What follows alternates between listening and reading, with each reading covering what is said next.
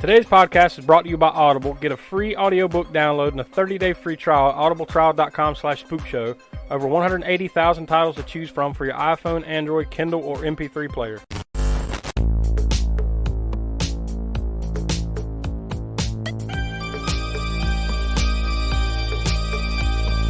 It's time for our latest spoiler-filled movie review here on the All-American Spookshow podcast. We take a deep dive into what makes each movie good or bad. Stick around at the end. Donnie has connections from the credits, linking each movie to past episodes. Will gives the official count. Professor Smoke gives us gore score. And of course, we all give our star ratings. As they say, on with the show. Hello and welcome to yet another edition of the All-American Spookshow Horror Podcast. I'm Josh. I'm joined here with Will. Hey. Donnie. Hey. And the Professor Smoke. Up. And we are here to celebrate Valentine's Day with one of Smoke's favorite, more current cult classics, I guess, if you want to call it that. From 2001, Valentine. Now, this is the one that won our Patreon poll for the month of January, so we just wanted to go ahead and pay this one off real quick. We'll see what all of our thoughts are on this one. I think this is going to be an interesting episode, and we're going to approach things a little differently a little bit later on. It's going to be more of a roundtable discussion about this movie, so hopefully you'll notice the difference, and we're just trying to change it up a little bit. But before we get into it, I'll go ahead and throw to the usual information. You can contact us through email. You can send it to allamericanspookshow@gmail.com.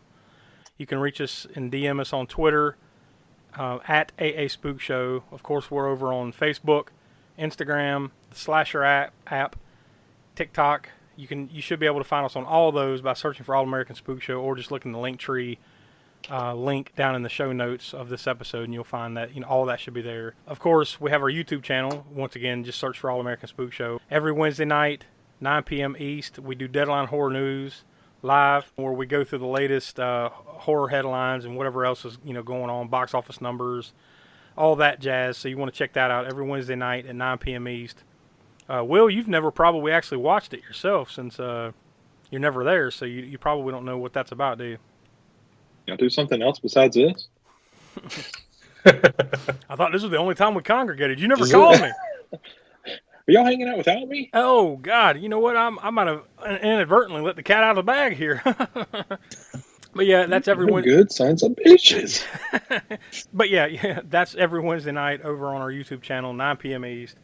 And of course, go over to our TeePublic page where you can get logoed merchandise, other cool designs and stuff we have there. Hopefully we'll be putting some new stuff up on there soon. But you can get shirts and tank tops and masks and mugs and all kinds of other random stuff over there. So you want to check that out. And of course, the big attraction is our Patreon page, patreon.com/AASpookshow. Over there, we do every Tuesday, we have video minisodes where the main event there is the Library of the Professor, where Smoke takes something from his vast library and picks something out of there, VHS, Laserdisc, CED, whatever the hell he's got back there.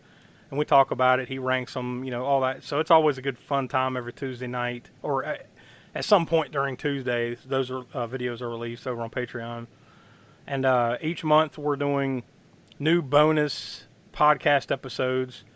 We have the Spook Show Rewind, which we actually debuted here on the main podcast feed last month. But now that's moving over to Patreon that's the only place you can hear that. So it's where we go back through the Spook Show archives and kind of revisit the early episodes where Donnie wasn't on there, and he can give his ratings and kind of add some new twists to some information, kind of updated information and stuff like that. So those are a lot of fun. You can get those exclusive over on Patreon. And another Patreon exclusive, which we haven't started just yet, but we're getting close. It'll either be sometime this month or definitely by March.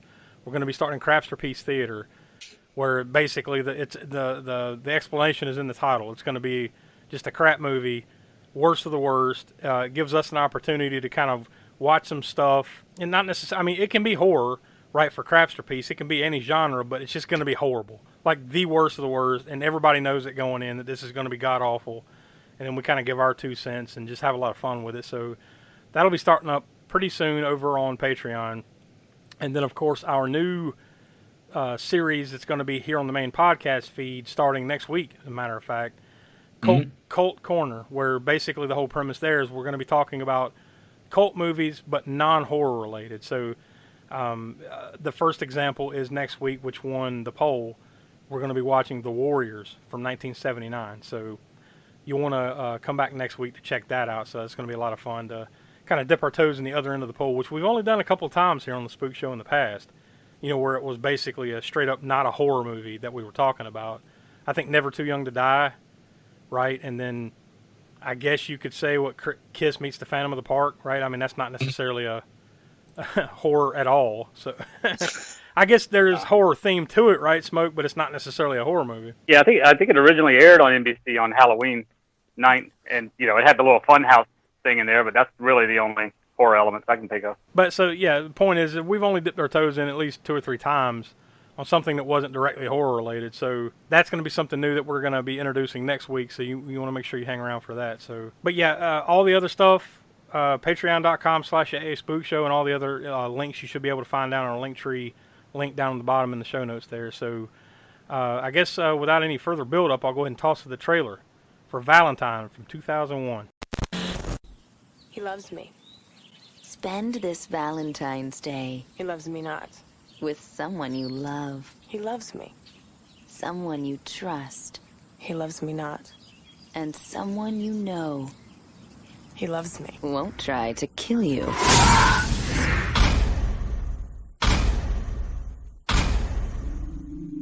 Will you dance with me? Dance with me? Dance with me? Dance with me?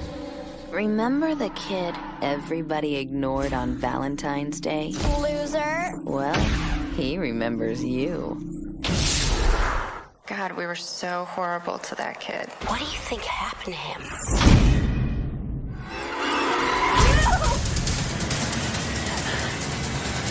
Hello? Stay away from me.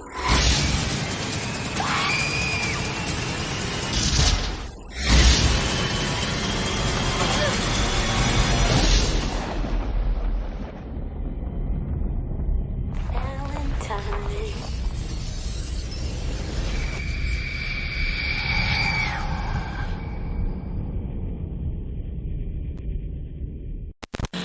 All right, so there's the trailer for Valentine for 2001. So before we get into the background information here, I'll just go ahead and offer up that we are a spoiler-filled podcast. So, if this is the first time you're listening to us, I don't know why you jump on board with the Valentine episode, but if this is the one that you decided that you're going to jump on board, then we just want to let you know that once we start talking about the movie here in just a second, and have our little discussion afterwards and everything, we're going to spoil the hell out of it. So if you have not seen the movie and you care to go see the movie, you probably want to hit pause now, go check the movie out. As we're recording this here in the month of February 2022, it is available over on Shudder. So if you feel like going over there and checking it out, feel free to do so, and then come back and listen to the rest of this episode. But fair warning, from here on out, there'll probably be spoilers. So we'll get into some of a little bit of the background information that we have pulled up here. Now, I actually found a couple of different titles for this movie in some of my research. There were 2 working titles for it, which is weird. Usually there's only 1 working title for any movie, like famously, like I think what Star Wars was called Blue Harvest or something while they were working on it, and then I think we've talked about that before where, they'll change the name of it for, various reasons. Maybe not to tip off what they're doing or whatever. But there were 2 working titles for this. The first one was Love Hurts, and then the other one was Valentine's Day. So I guess either one of those would work just as well as Valentine, right?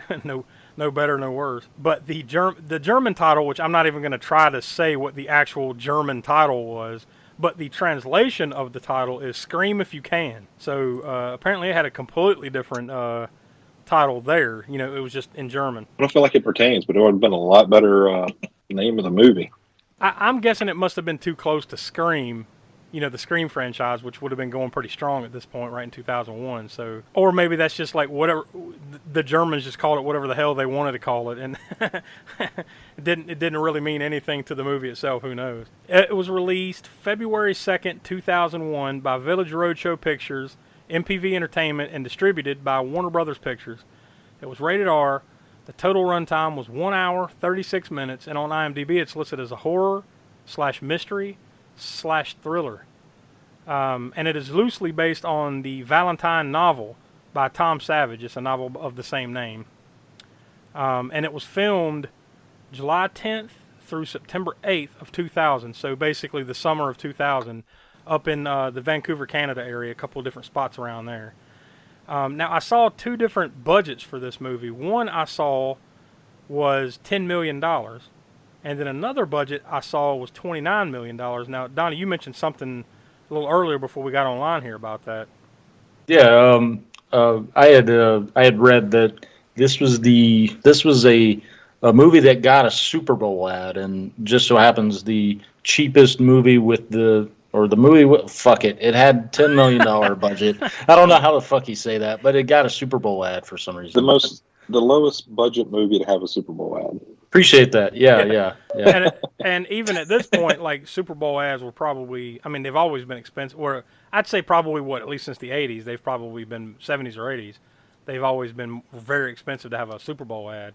But especially by the time you're getting into 2001, that would not have been a cheap spot. I'd say at least $1 million, right? Even for that time, it would have been quite a bit. But you can see why they would have done it, because this movie came out February 2nd. I don't know when the Super Bowl was played, but it was probably only that year, maybe a week or so before this, because that's usually around the time that the Super Bowl is played. But that is interesting, and once again, like you said, it kind of flies though into the two reported budgets that I saw, because a couple places I saw that it was a $10 million budget, and it made pretty good money considering that. But then in other places, I saw that it had a $29 million budget. So maybe that budget is factoring in the Super Bowl ad and all the other advertising and shit they did for it. I don't know. And really, I don't care that much to go any further with it. But there we are. The worldwide gross for this movie, though, was $36.6 million. So, not spectacular money, but not horrible either. I guess it's surprising that it never spawned a sequel, considering that, especially for the time period where a lot of these companies, it seemed like they were sequel happy. Well, not to kind of give away the ending already, but the survivors aren't anybody really of note in Hollywood. So I would say that's probably a big reason. Yeah. If Denise Richards would have been at that time, at that time, the survivor girl. Yeah.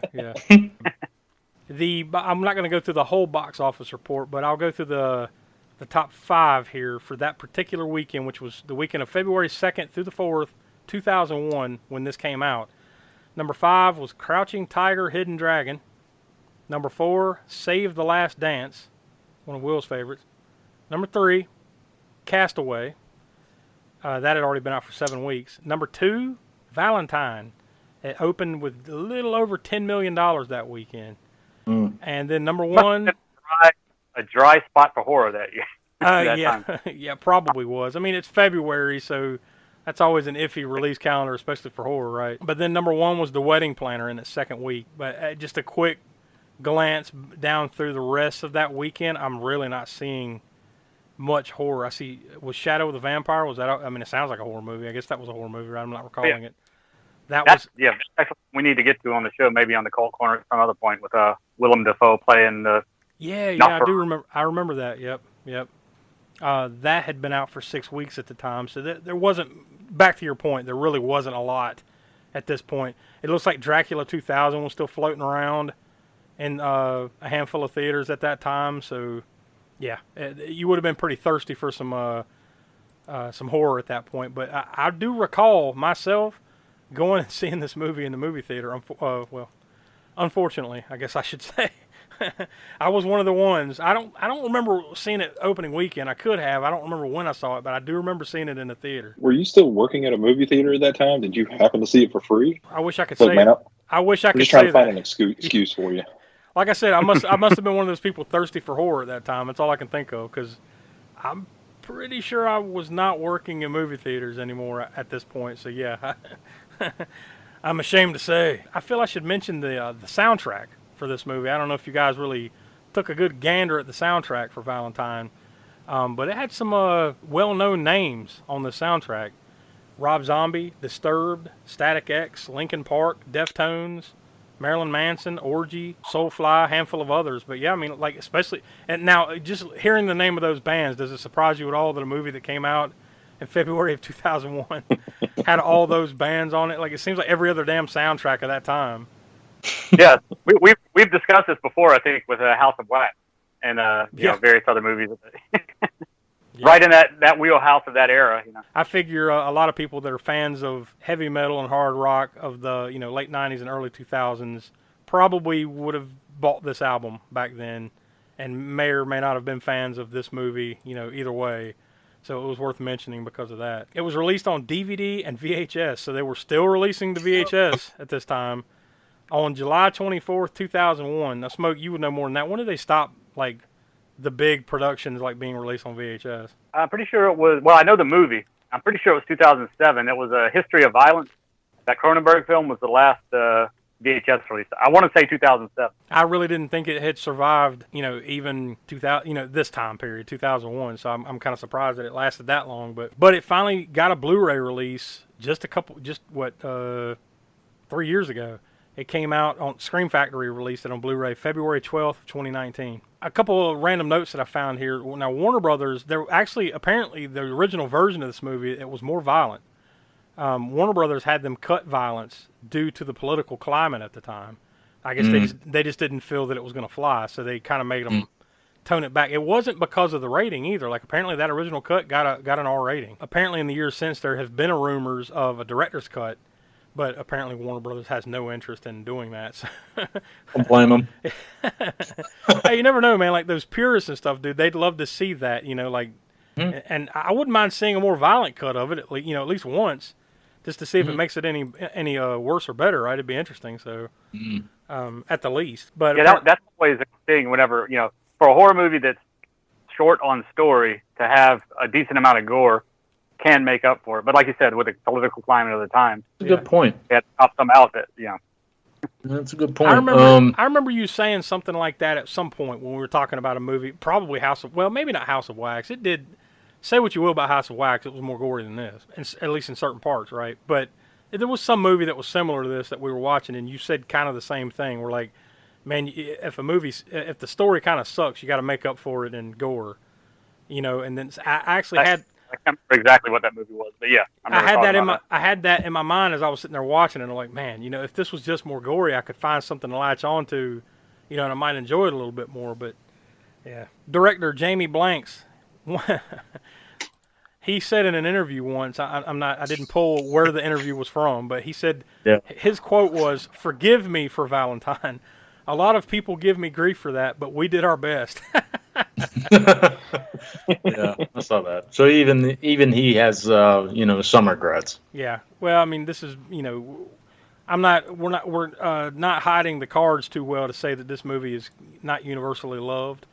And that's a good enough time to introduce the pure numbers from the critic aggregators.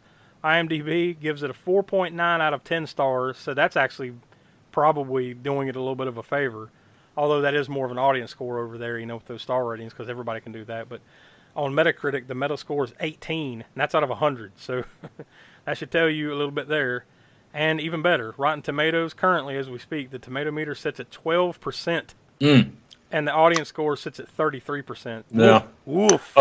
Something I did kind of read that, Jamie Blanks was not I guess, ultimately, yes, he did take it. But this was actually, the cast was different and the director was different. Yeah. So everything had been completely, changed over, I guess, as it passed through to a different production company. Yeah, because I saw something where apparently the original script had a completely different tone and was supposed to be set on a college campus. Yep. Some of the names that were, I guess, originally attached to it were Jennifer Love Hewitt, Tara Reid. Yeah, Tara Reid, and there was a couple others. But apparently, Richard Kelly was originally offered the chance to direct it. That was the director, I guess, that was originally attached. But he turned it down to go work on his own movie that turned out to be Donnie Darko. So that guy would have, I guess, originally done this, but like you said, Jamie Blanks got a hold of it, and this really sounds like it's one of those. The more you read into the background, and honestly, this proves out. I think when you sit down and watch it, it feels like one of those too many cooks in the kitchen type movies to me. Like too many people changing shit. No true creative head and everything, and then this is kind of what this is the baby that's created in this unholy marriage. But as we spoke, it was directed by Jamie Blanks, who would be best known for actually as he was a composer in Crawl Space, the movie that came out in 2012. But he also directed Urban Legend. Now, I think that's kind of the movie that got him this, because I think that one had been somewhat successful, for the time, and then he eventually did this, and but yeah, a lot of his credits and stuff are just like, honestly, he's got 23 composing credits and only 6 directing credits, because he only directed 2 other movies after this. So, yeah, so I guess he kind of moved into a different field in the movie making industry there. But like I said, it was loosely based on Tom Savage's novel of the same name, and the screenplay has 4 screenwriters attached: Donna Powers, Wayne Powers, Gretchen J. Berg, and Aaron Harberts. Now, if I recall, that's because like 1 or 2 of those had done the original draft, and then these other ones come along and made it what it was, so I guess they gave them all credits. It stars Denise Richards as Paige Prescott. Denise Richards is a recognizable face, especially from that time period. She would best be known for the 007 movie, The World Is Not Enough. She was in Starship Troopers. Everybody remembers at least a couple of particular scenes from that movie, Wild Things, right? If you don't, I'd say most guys of that time period, if you don't remember her from anything else, it's going to be that damn movie, Wild Things. She was in Love Actually. Wasn't she married to like Charlie Sheen during the Crazy Years or something like that? Yeah. But it also stars David Boreanaz as Adam Carr. Now, he's really probably the main thing you're going to recognize him from, is he played Angel in his own series, Angel, and in Buffy the Vampire Slayer, those popular... what network did those come on back then? Was that the WB or... It was before it was CW, so it was like either the WB or UPN or something like that back in those days. Do y'all recall? Oh, UPN. Damn. Yeah. Pulling out the deep cuts. And, of course, he was in that show that was on Fox forever, for like over a decade, Bones. So most of his success has been on television. But even at this time, though, he was hot off the heels of being on Buffy and Angel and everything. So he was a little bit of a hot commodity at the time. Marley Shelton plays Kate Davies. She's been in a handful of these, movies that would be recognizable to our, audience. She was in Grindhouse. Remember the Robert Rodriguez, Quentin Tarantino team up? She was in Planet Terror and Death Proof. She was in both those movies that were in Grindhouse. And most recently, she was in the new Scream movie. Jessica Capshaw as Dorothy. She would mostly be known from this and movie. It's a Netflix movie. It's called Holidate. She had a role on Grey's Anatomy, I guess, off and on for years there. She was in the film Minority Report with Tom Cruise. Oh, well, yeah, she's been on a shit ton of episodes of Grey's Anatomy, so she must be one of the main... I've never watched the show, so I can't say, but main ladies there. And let's see, we've got Jessica Kaufel as Lily Voigt. I'd say, honestly, it's somewhat of a brief role in this movie. I think she's like one of the first ones to catch it there toward the beginning. But she'll be known for this and Legally Blonde, that god-awful movie White Chicks with the Wayans brothers in it.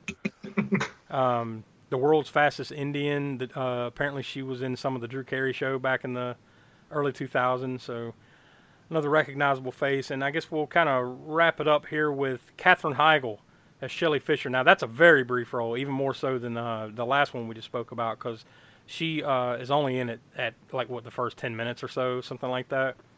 Yep. 15 minutes. She would be known for films One for the Money, Knocked Up, that one with Seth Rogen, The Ugly Truth. She was also in Grey's Anatomy for a long time. I think that was early on in the Grey's Anatomy run, and then she, left to go do movies and stuff. But, yeah, she's still active today, just random roles and stuff, just... a lot of pretty faces in this movie, and she's just another one. It's very much the casting and everything, and just the way this movie's set up is very much of the time. Would you not agree? Yeah. Oh yeah. Yeah, definitely, no doubt. Soundtrack, cinematography, all that. Yeah, I was reading where Denise Richards was actually cast in the movie. Did not even audition. But they're just like, oh, big tits. Yeah. Well, I would imagine at this time she's probably a big enough name, even in 2001, right, to where like, oh, you'll do it, awesome, Well, also, kind of for context, her page was also, when I mentioned the previous production company, previous cast, Paige was also set to be played by Jennifer Love Hewitt. Yeah. So kind of, you can kind of see the assets of both. Yeah.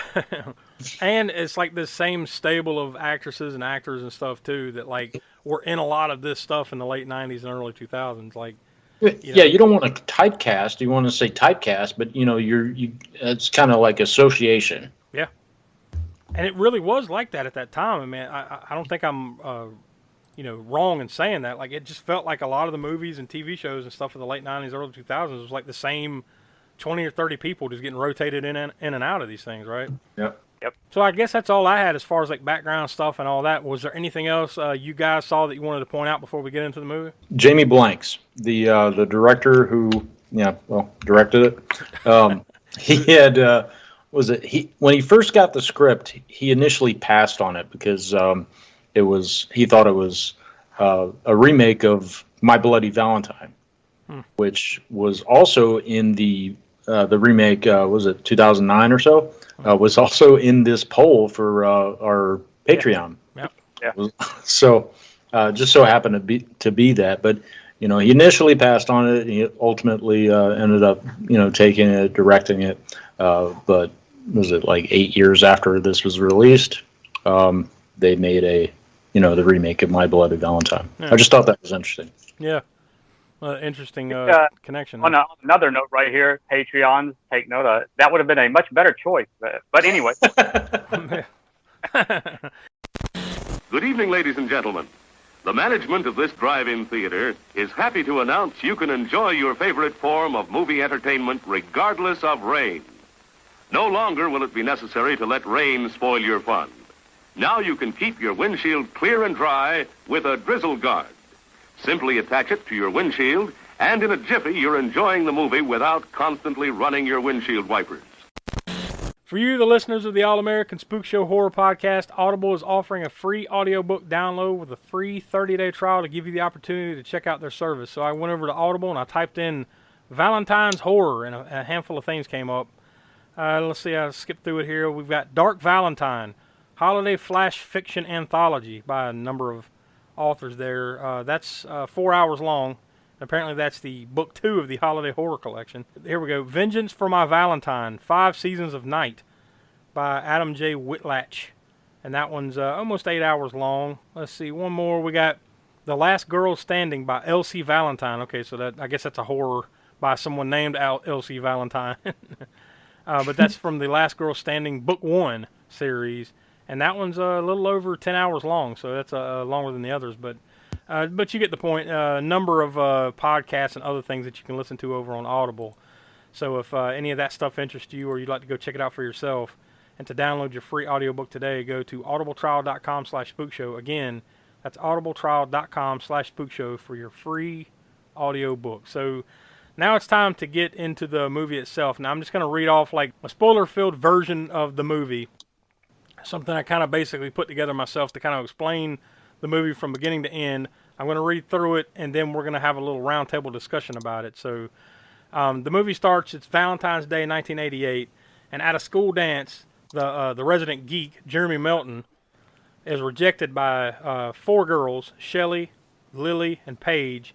And the 4th girl, Kate, now she doesn't, he asks all these girls to dance. She doesn't dance with him, but she kind of lets him down nicely.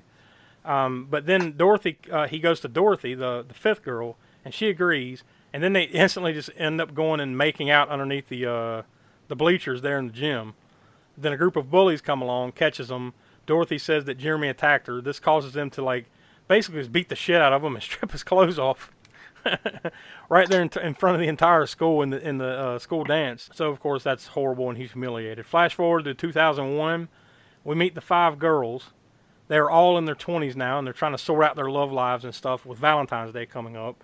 So after a date with a loser, Shelly, who is now a pre-med student, is murdered as she is spooked out I guess she's like a pre-med student working in a morgue. So she knows somebody's chasing her or whatever, so she goes and hides in a body bag.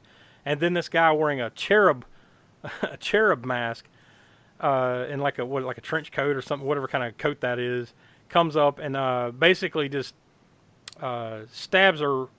No, he slits her throat, right? And then the blood leaks out into the little pan that's up underneath it or whatever.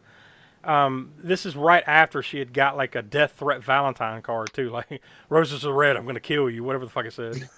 At her funeral, they all start receiving threatening cards and messages and stuff, and then like the detective comes up at the funeral and asks them questions and stuff. At first they don't know who would want to hurt them, but eventually they figure out that maybe this kid Jeremy Melton from when they were in middle school might be responsible because the cards are signed JM, right? Police records show that Jeremy has completely disappeared, so no one knows what he looks like even. So then you just get a string of kills here from basically this point forward and toward the end of the movie. Lily is killed with bow and arrows at an art exhibit. Dorothy admits to lying about Jeremy during this time, and then the killer comes along, the cherub mask killer, and kills, was Shelly, no, it wasn't Shelly, it was, I'm thinking the guy that was the neighbor that was putting on the stockings. Whose neighbor was he? I'm blanking, but for some reason the killer comes in and kills that guy with an iron. Then he kills Dorothy's boyfriend, Campbell, with an axe, like straight to the back. Kills his ex-girlfriend, Ruthie, on shower glass, like busts the shower and then sticks her head on the glass and she's dead.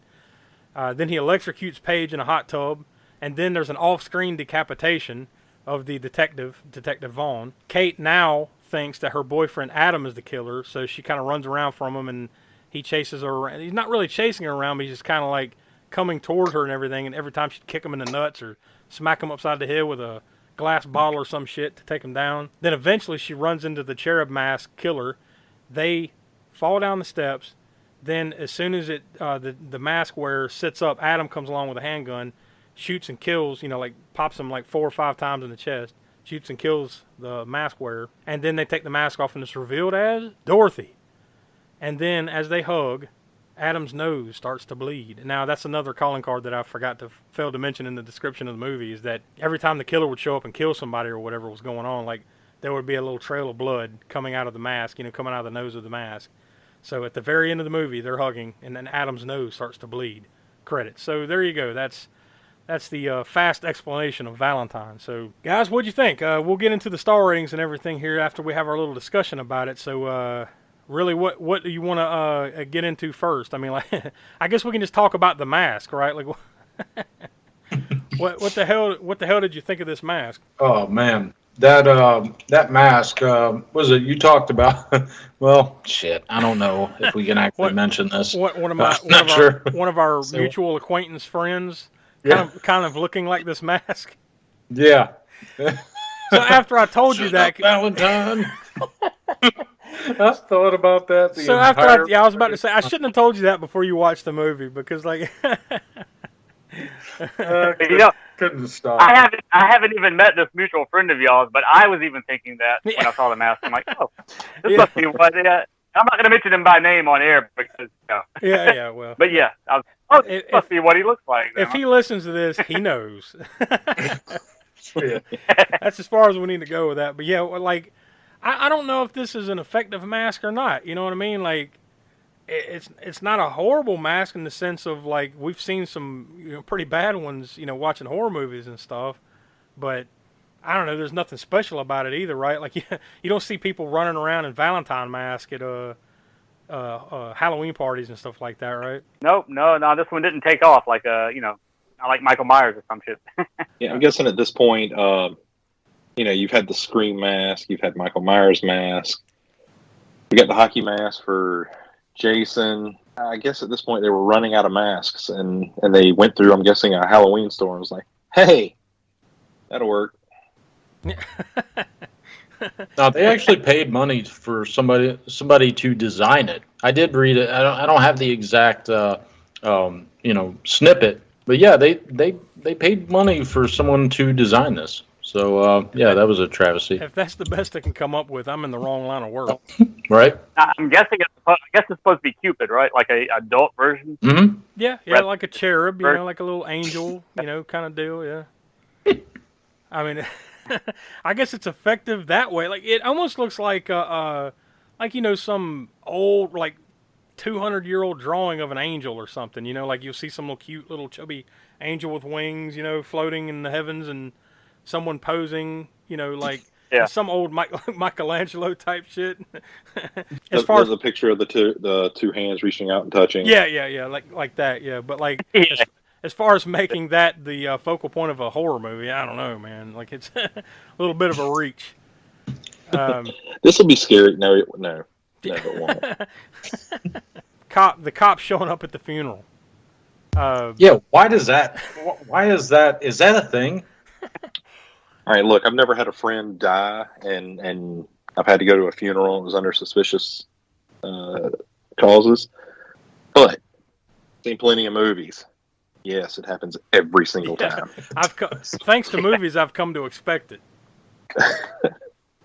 I don't like you said, I don't go to a lot of suspicious death funerals, but if I do, I'm going to be looking around for the detective because like it definitely seems like a little what do they call that, a MacGuffin or something in every red herring. Red herring, maybe that's whatever the terminology is. It definitely seems like MacGuffin, something. that sounds about right. Yeah, like in a lot of well, not even just horror, just like in just cliche, I guess. Thriller, horror, action movies, whatever. Yeah, it's definitely become like a thing. that neighbor that I mentioned. So the guy goes and like steals some of her clothes or something, right? And then why does the killer, like, number one, like who the fuck is this guy? Why should we care? Frankly, that's the question about any of these people in this movie, right? Like, I'm sitting there like, all these people are pieces of shit. Like, they should all die. Like, you almost feel like this guy is completely right? Not just that weirdo neighbor. Yeah, no. Like one of the things that I noticed, like watching the entire movie, like most of the women in this movie are generally just mean people that you don't mind seeing die, and every guy in this movie is a douche. Yeah. Pretty much everybody, other than what was the main girl. Her name was Kate, right? I believe. Let me pull it up just so I got the right. Yeah, it was Kate, the final girl, right?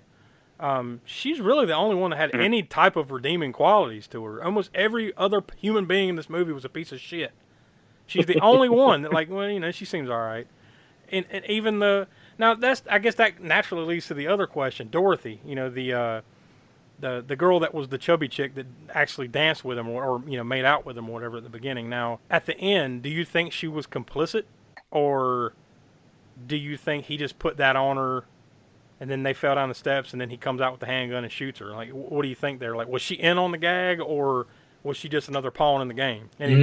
I think honestly, for me, I think it's just the movie trying to like, see, we got you, didn't we? You know, it's not who you thought it was. Swerve, bro. I don't particularly.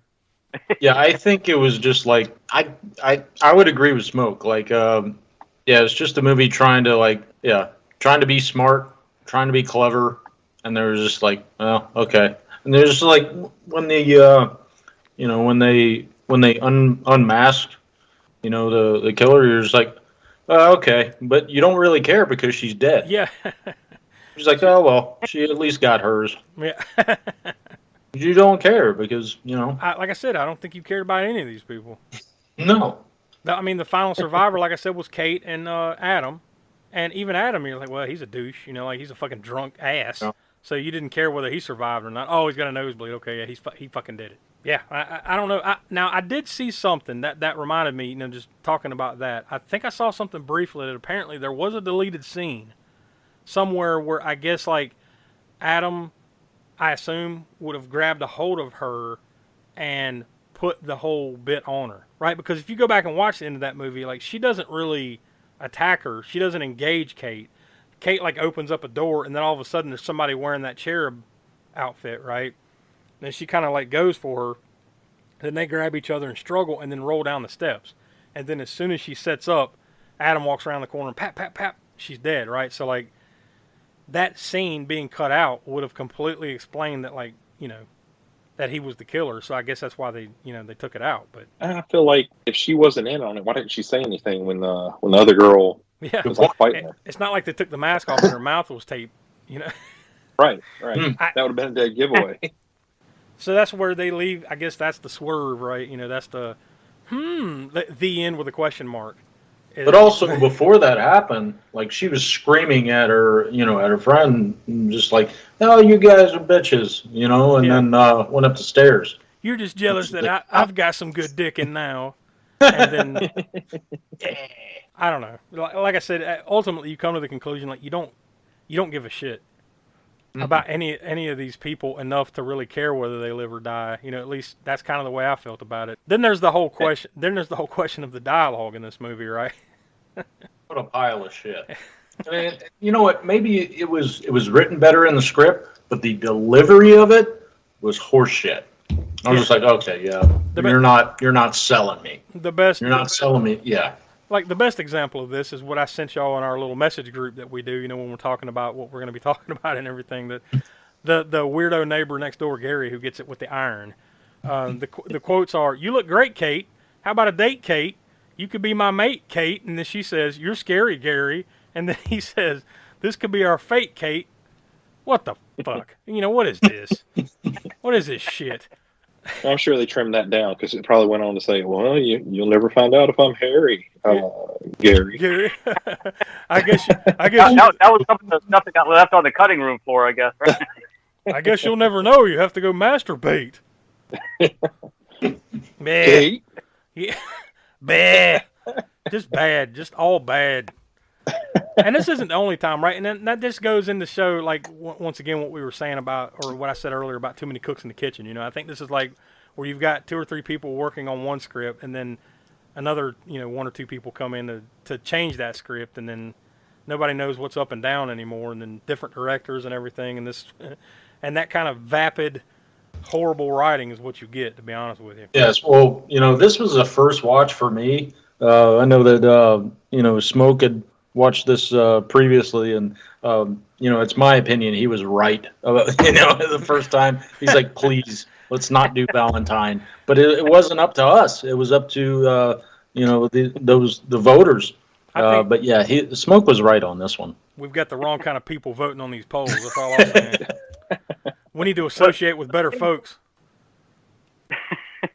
The thing, too, with this movie is, like, you look at, let's say, take, for instance, Friday the 13th in the late 80s, early 90s, like Part 7, Part 8, maybe Part 9, but certainly Part 7 and 8. They gutted those movies as far as the gore because they were coming down hard on slasher movies at the time, so they cut a lot of stuff out of it. But you can watch those movies, and they're still entertaining on whatever level. Without the gore, they would have been better with the gore, but there's still something there, even without the gore. Whereas you take a look at this movie and some of the other ones that came out in the early 2000s, late 90s, without the gore, this movie is, I mean, if it had more gore, at least, like you said, there would be something maybe a little bit more interesting or worth watching it for. But without it, it just was totally boring. I think this movie had 2 things working against it. Number one, like you said, the gore, just, not gory, almost none whatsoever. I mean, there was a little bit, but not much. And number two, just the fact that you didn't care about these characters. You just didn't care. I mean, even a lot of those good slashers from the 80s, there's always at least 1 or 2 people that you care. You want to see them win in the end. You want to see them survive, and you want to see the guy or girl that's doing the killing. Usually it's guys. You want to see that person die or get arrested or whatever, right? You want to see them lose. And in this one, you're almost pulling for the guy the entire time, in a lot of ways. Like, yeah, get him. Get him. They all suck anyways. Get them. They treated you like shit. You're right, man. And you knew it was that guy, right? It was just a matter of what shape does this guy take. Like, which guy is it? It's one of these fuckers. Which one? I guess they do. Do you think they got halfway through filming and they just threw a short straw? All right, at you. David Boreanaz at you. Oh, shit. All right. Yeah, I mean, I don't know if they did a good enough job to really hold the mystery either. Yeah, it's a mystery, as far as, like, we're not going to reveal who the killer is, but it's one of these guys, right? It's not going to be like they're going to pull off a mask and it's some dorky-looking dude. Like, no, it has to be one of these guys that's in the movie because that's just the way these movies work. So apparently I guess the premise is he grew up and got I guess they kind of said in the movie, like, he got a facelift or whatever, like some plastic surgery and worked out. Yeah. Like, I guess that's basically what happened, right? And didn't move on. So what's the whole alcoholism thing? Is that just because, like, he's got like a clever ruse going on? Like, well, he got in close with her and he's drinking because, like, he doesn't want to kill her? Maybe. I guess that's the backstory there. Who knows? I think in your previous statement, sure. I think in your previous statement, you could have just chopped off the back end of that. They really didn't care. Yeah. Yeah. Well, I think at that point they were just like, let's just finish this fucking thing. Yeah. And get it the hell out of here. Yeah. Yeah, and that was one thing that I wanted to point out when I was just looking at the notes that we took there. How does Kate get the incident report on Jeremy Melton? Did you notice?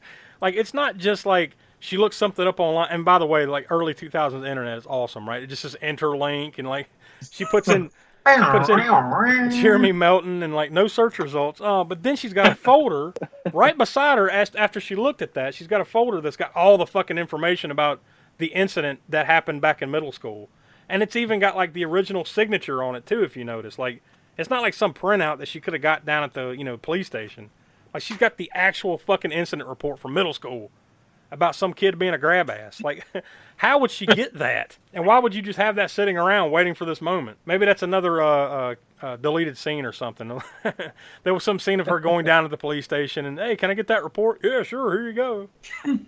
Thanks, let's go. There was Dorothy's, what was it? What was his name? Like Chad? Or I don't fucking know what his name is. Oh, God, what was that? I even wrote it down. Cortland? I don't fucking know. Cortland. I don't fucking know. No, that was close. Campbell. That's what it was. It was Campbell. Yeah, that was his name. You weren't too far off. Well, no, he was like when he went down to the basement, he looked at the water heater.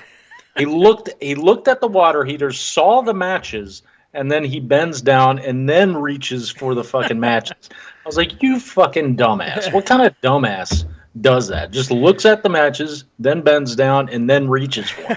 Like, reaches back up for him. Guy's named Campbell, that's who. And then the other guy at that party that just takes Paige upstairs and then just drops trousers, whacks it. That was awesome. And the whole thing was just that might be the best. That might be the best part of the movie. Yeah.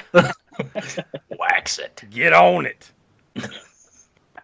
I like that whole scene though. Like she goes upstairs with this guy pretty willingly, right? It's not like he like grabbed her by the hair and pulled her up the stairs caveman style. Like she went up there willingly, and then as soon as they get in there, she just wants to fuck with him. Like, what is that? Well, I guess because he's instantly a douche, but still, like, it's just she was a douche too. So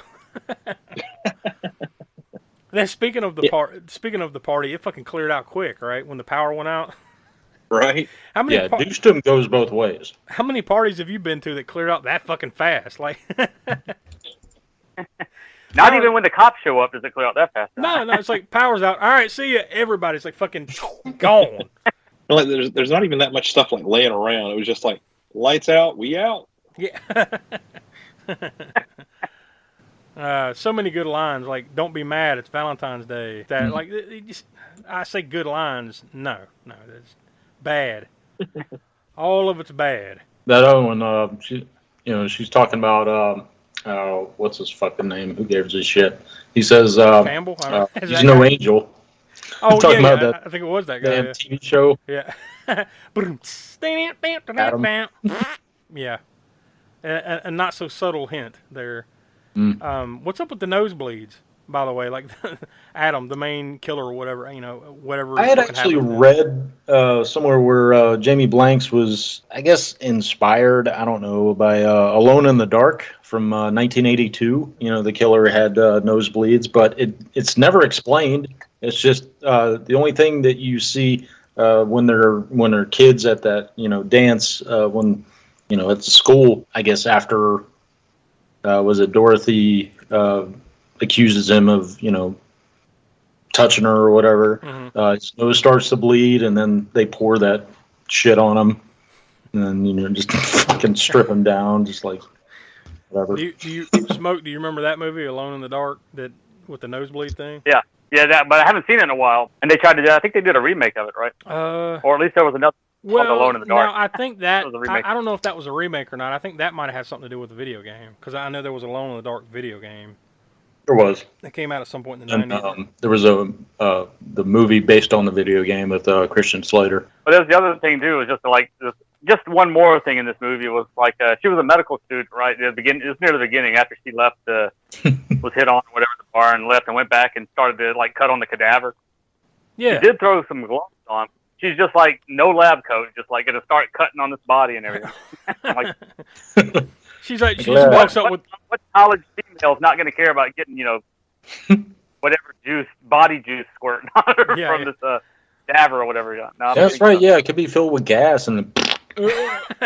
she just walks up with a scalpel, like, all right, and a third metacarpal, some horse shit, line they fed her, like, all right, the thoracic nerve here, and then, like, that's when she hears something in the background, like, oh. Yeah.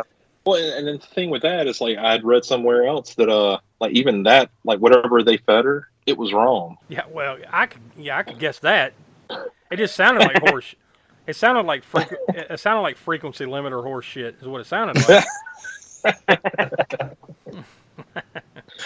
Oh, Jesus. Yeah. God, no, not like my favorite part of this movie for me was when the girl needed to wash her hair. Okay, if she shoved her head in the damn toilet. Now, if you're in this scenario, oh fuck, I can't find anywhere. Wouldn't you get the water out of the tank and not the fucking turd bowl? Yeah. Yeah. Well, I mean, you would think so. You would think so. Yeah. But No. Or how about at that point, just leave it in and go somewhere else. Yeah. Well, you can't do that. She's got to be somewhere in 30 minutes. And then if she flushes her hair, then she's. That would have been good. That would have been something awesome and entertaining if that had happened. Like she leans over and accidentally flushes herself. Oh, and then the killer comes in and slits her throat. But see, that had already happened in Trainspotting. Yeah.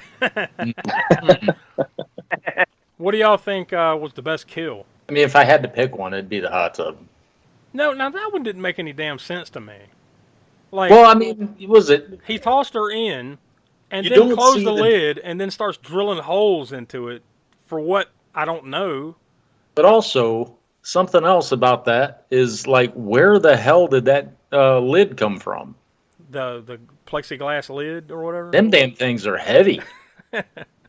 I didn't notice. I guess it was just sitting there, right? Like, I mean, was it? I guess it must have been. I mean, I doubt. What makes sense out of this fucking movie? Nothing, not much. But that one made the least amount of sense as far as like you're trying to kill someone. This made no sense. Like, okay, haha, you dumb bitch, throw her in there, closes the thing. You could have just walked away, bro. Like, that's it. That's all you got to do. In there. What's she gonna do? Yeah, she's gonna fucking, she'll either drown or she'll run out of air and probably drown. Either way, she's drowning. Right?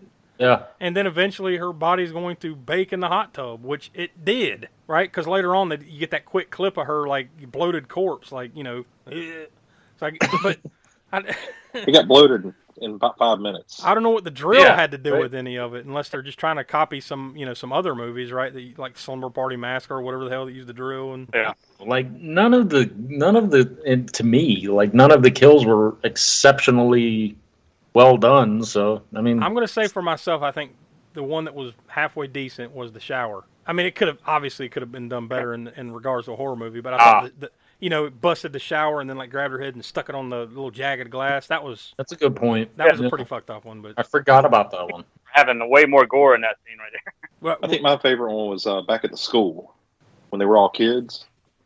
You remember that death scene? No, I'm not. Yeah. They murdered that child's self-confidence. Yeah. I think that was the best one. Yeah. That was. I will say that's more cruel and long and drawn out. Yes, they fucked that guy's life over that day. So I guess if you're into the long con, then yes, that's the word. That's the best kill. And I mean, I guess all these kids knew that hey, you want to dance? Meant something else. Yeah.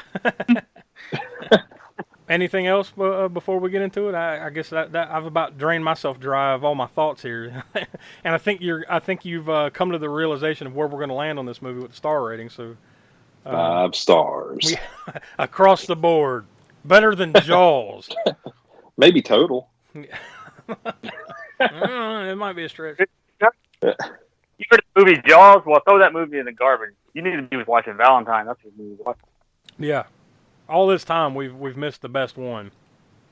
It's all been leading up to this. We can just go ahead and stop after this.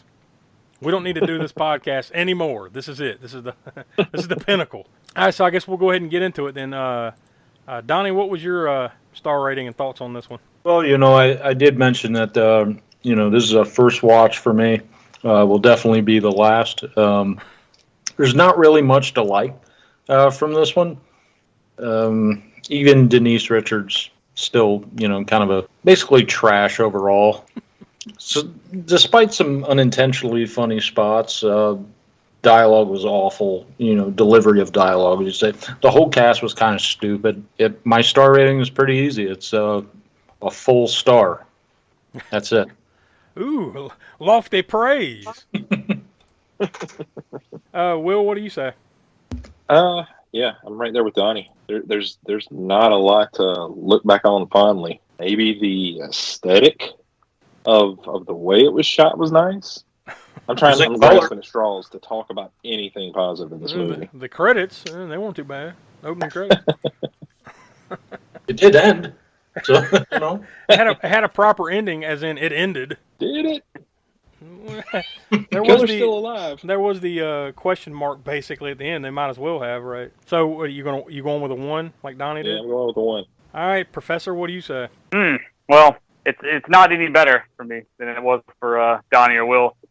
The only thing I'm trying to think of now at the moment is what I actually gave to Curse of La Llorona, because I can't remember. Well, I now that you mention it, I have it right here in front of me. You gave that 1 star.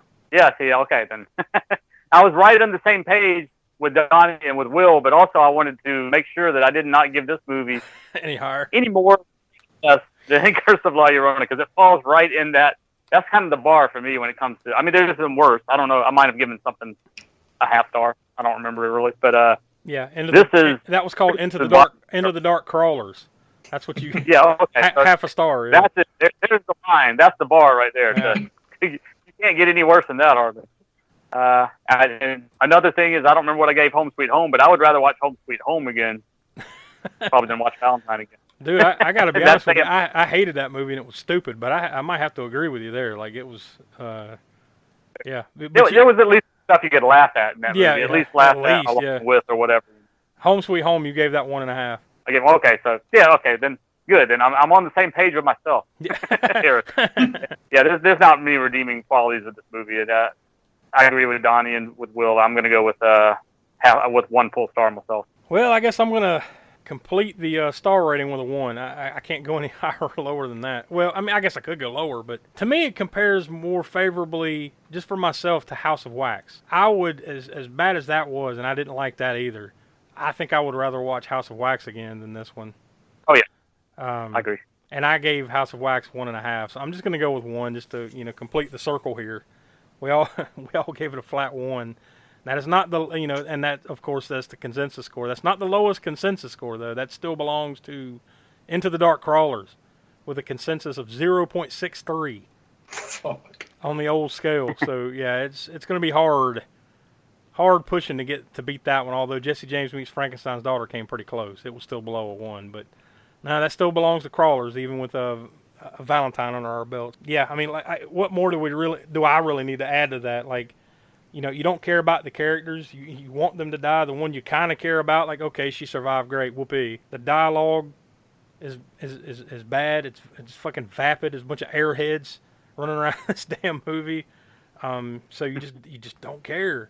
And I think that's one of the main components of a horror movie in my mind, especially a slasher, is you have to care about somebody, or at least care about the guy that's doing it to go down or something like that. And you don't get either of that in this. You're pulling for the guy to just murder everybody. They're all horrible. There you go. 1 across the board. So, Donnie, I guess I'll toss to you first.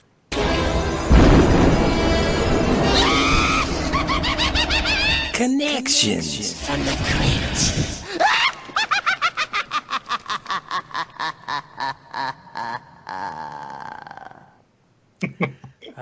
Oh yeah. So yeah, the what was it, Valentine? Yeah, I forgot what fucking movie we were doing.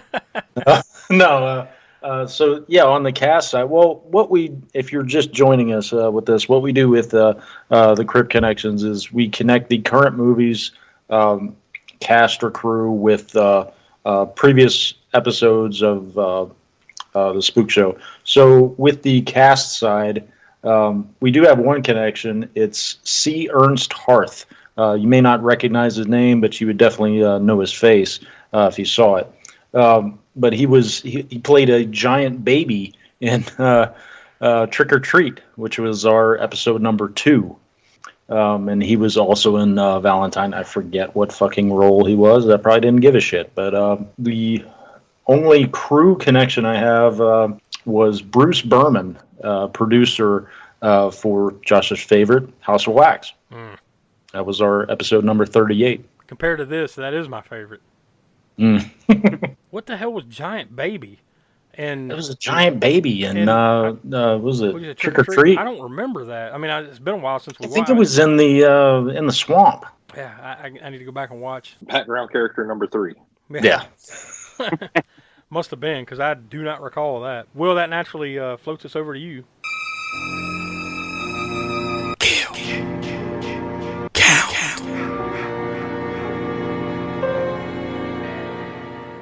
All right, so I came up with 9. You got Shelly with her throat slit, Lily with the 3 arrows to the stomach, and then a 60-foot fall into a trash dumpster. Yeah. By the way, they never found her, right? Like they. I don't think so. She's still in that. She's show in up. No, they did that because wasn't that the girl that was supposed to be moving to LA or something? Yeah, but they eventually discovered that she never showed up, but they never.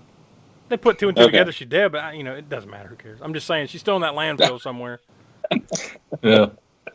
I mean, of the 2 deaths that you wouldn't think people would notice.